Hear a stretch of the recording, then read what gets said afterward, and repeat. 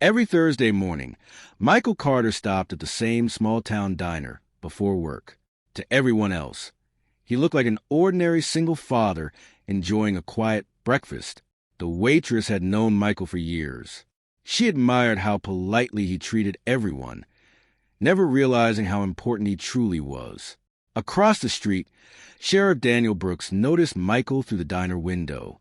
Without knowing why, he decided the quiet customer looked suspicious. The peaceful atmosphere changed instantly. Every conversation stopped as the sheriff marched directly toward Michael's table. "Stand up and identify yourself," the sheriff demanded. Michael calmly asked if there was a legal reason for the interruption. The sheriff interpreted Michael's calm confidence as disrespect. The customers exchanged nervous glances, sensing the situation was getting worse. Michael reached calmly toward his wallet.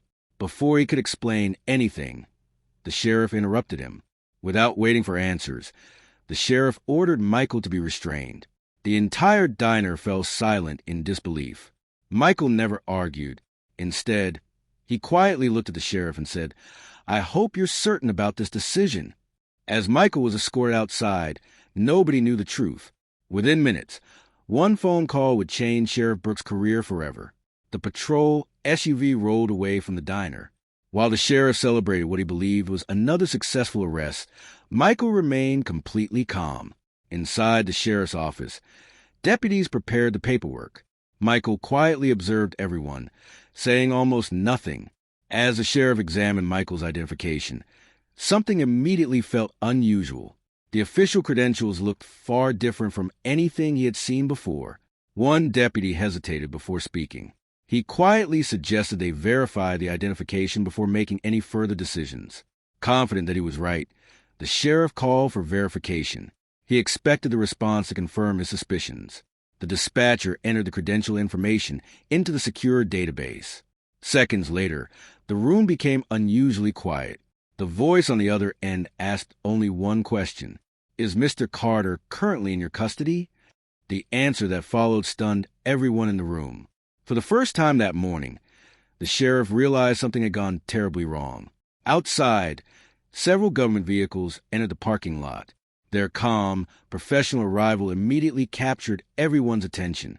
The federal officials addressed Michael with the utmost respect, making it clear he held an exceptionally important leadership role. Sheriff Brooks finally understood that his assumptions had led to a very public and costly mistake. The entire room watched in stunned silence. The man they had treated like a suspect was now being greeted with the highest level of professional respect. The sheriff's confidence disappeared in seconds. Every decision he had made that morning was now being questioned. Michael calmly explained that respect and professionalism should always come before assumptions. His voice remained steady despite everything that had happened. The deputies realized they had followed orders without asking enough questions. The lesson would stay with them for a very long time. Outside, the federal team prepared to leave. Michael thanked everyone who had remained respectful throughout the situation. The sheriff offered a sincere apology for his actions. Michael accepted it with professionalism, reminding everyone that accountability builds trust.